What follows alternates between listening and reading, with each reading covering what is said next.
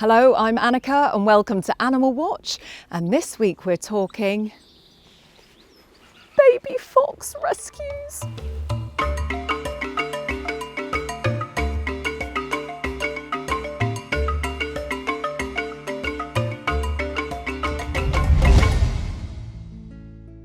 It's springtime and baby foxes are being rescued from all over the UK. One centre very famous for its speciality in foxes is the FOXES project in Tunbridge Wells. I'm here today to meet Trevor Williams, who is in charge of the cub weaning section of this amazing rescue. Hello. Hi Anneka. Come on through. Okie doke. Thanks.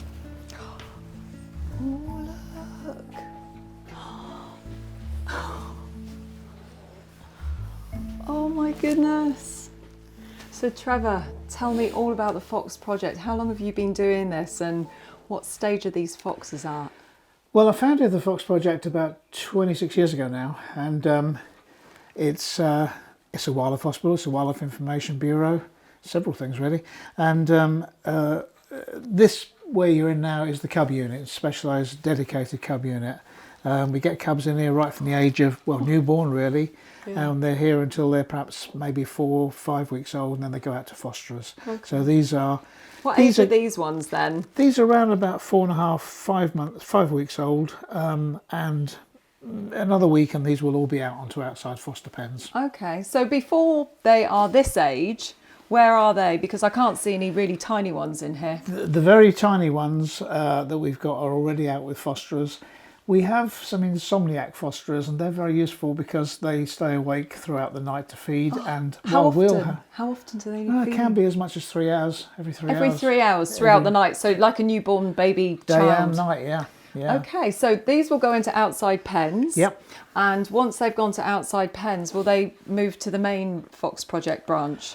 They won't go down there at all. They'll always be moving around between fosterers because we've got this system with fosterers where if they're with a particular fosterer and start to get too friendly, we simply move them to another fosterer, or we swap them over between fosterers. That's a good idea. Keeps wrong-footing them, and then they go back to the wild properly.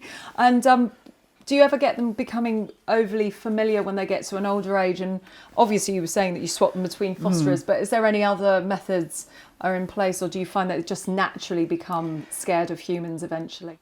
We don't find very many tend to stay friendly too long.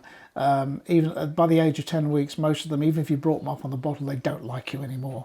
That's brilliant though, isn't it? Yeah. Because you want them to go back to the wild. You don't want them to be friendly with people, because of course you're always worried they'll go into someone's garden and they'll say, oh, we've got a pesky fox, I've got a baby in the house, and all that thing about biting babies, which of course we know is rubbish. And then they call the RSPCA and bang, pesky fox gone. Yeah, absolutely. So yes, it's very important that we make sure all foxes it's absolutely are essential scared. that they go back to the wild. Okay, well, Trevor, you want to meet some, don't you? I would love to meet one, and I would desperately love to hold one, obviously, before they get too scared to be held. So who am I allowed to meet? I think you should meet, first of all, Peanut. Peanut. Oh, look at them. I love the fact they've got teddy bears in with all of them. That's amazing. Is he the one that's kind of grimacy? Come on, Peanut. Peanut, can I hold Peanut? There you go. Peanut. I love peanuts. I love this peanut more than my other peanuts that I usually love, but this is the best peanut I've ever seen in my life. You can't have a peanut allergy. No, I'm not allergic to this peanut, absolutely. Well, I'll tell you what, let's take him in the garden and then you can tell me a little bit about his story. Let's go. Okay?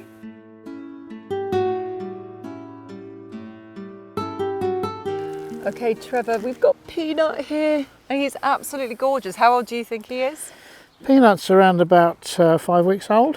5 weeks old. And how did he find his way to the FOXES project? Sadly, not very comfortably. He was found by a dog walker.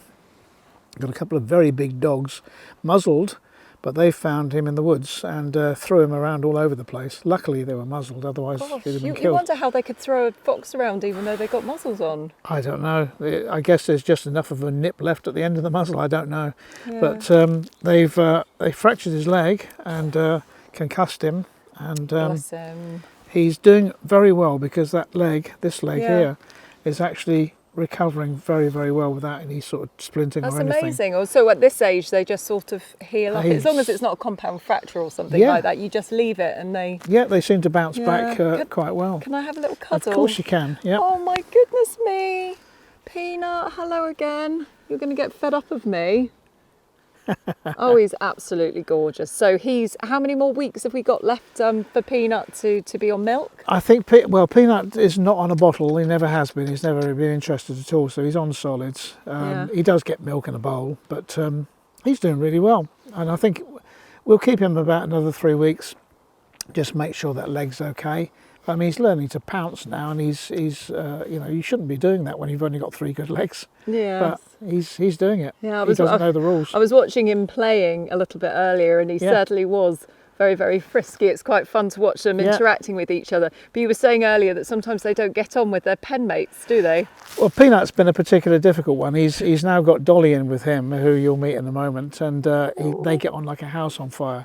But he's had a couple of other attempted groupings, and it was all out war. He did not care for it at all. Yeah, well, he's absolutely gorgeous and he's wonderful, and I really, really hope he makes a full recovery. Yeah, he will. I'd love to follow up his story at a later date, but Peanut, I can't get enough of you. It's so sad, I know, but you are so utterly gorgeous. How people can persecute these animals, I have got no idea. I'm going to be happy for months after this, honestly. Okay, let's meet Dolly then. Okay. Bye-bye, Peanut.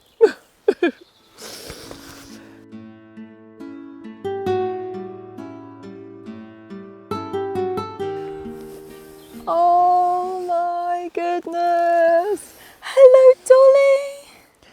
Isn't that a song? Hello, Dolly. She's beautiful. Now, she looks a little bit older than Peanut. She's probably the same age, but she's a bit more developed. But she's another particularly violent story, a bit like Peanut in a way, sadly, with the way she came in, because a driver killed a vixen on the road, was mortified by the fact that he'd done it.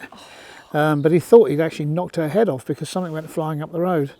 And what went flying up the road was Dolly, because she was carrying her in her mouth at the time, crossing the road. Oh my goodness. But of course, you would think if there was one, there would be more. This is the tragedy, really, because somewhere she was moving them from A to B, and whether her cubs were still at A or whether she'd already moved them to B, we have no idea. So we don't know which direction to look in.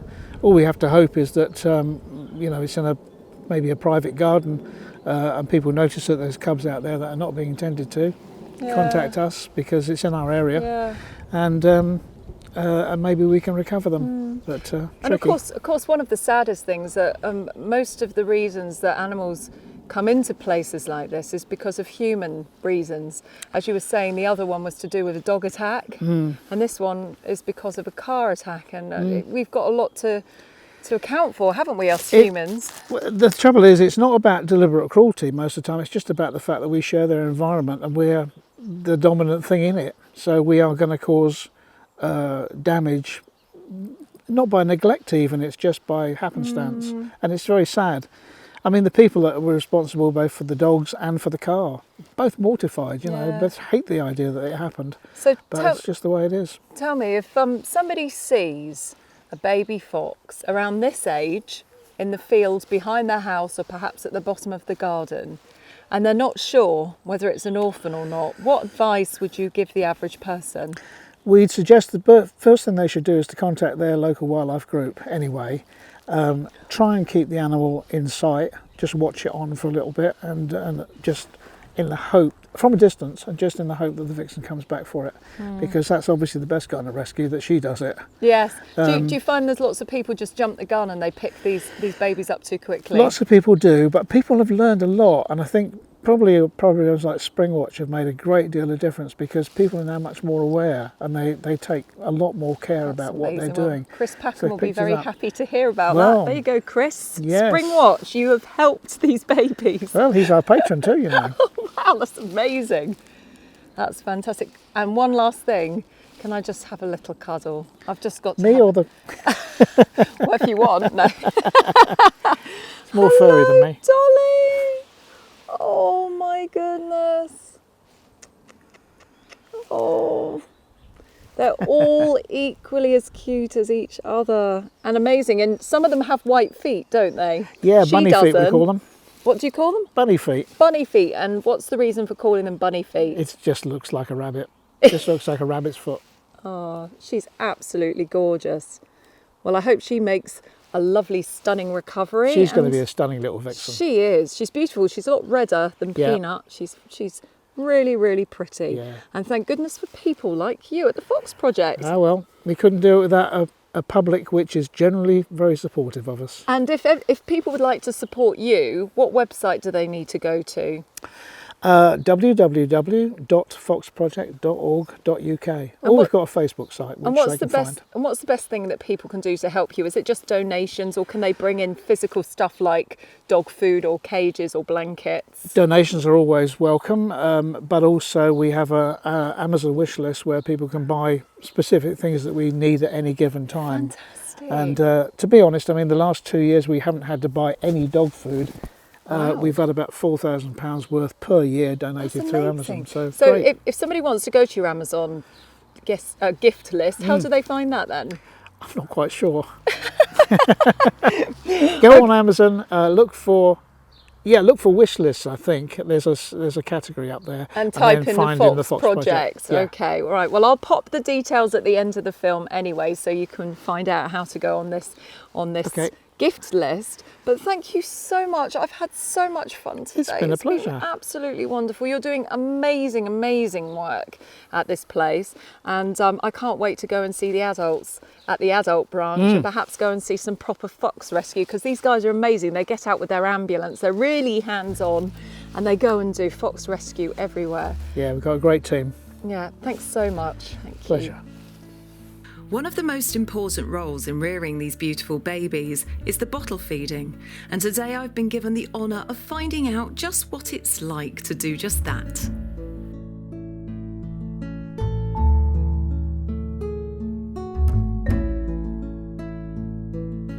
Foxes have a terrible time in the UK due to constant persecution. After the wolf was eradicated, attention was turned onto these unfortunate animals. Sadly, the UK is famous for its fox hunting, which despite the recent ban, countless killings are still being recorded all the time. Foxes are flushed from their dens by terrier men and shot on sight. Little baby foxes like I've met today have been secretly filmed being thrown to foxhounds to tear up in order to increase their appetite for killing foxes. For a nation where 80% do not want fox hunting, we are still fighting every day to stop MPs from trying to bring back fox hunting into society, despite this huge majority opposition. And the fight sadly continues. Well, I'm Anneka Svenska, and you've been watching Animal Watch, and I've had a wonderful time today meeting all these gorgeous little fox rescues. Make sure to subscribe to my channel and tune in every week for more amazing stories on animal rescue. Bye-bye for now.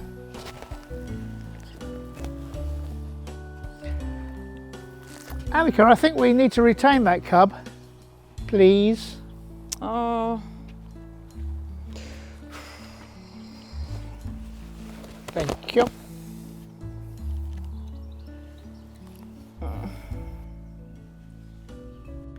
If you live in the 3 southern home counties, Surrey, Sussex and Kent, and you find an injured or abandoned baby fox, you can contact the Fox Project via their website foxproject.org.uk.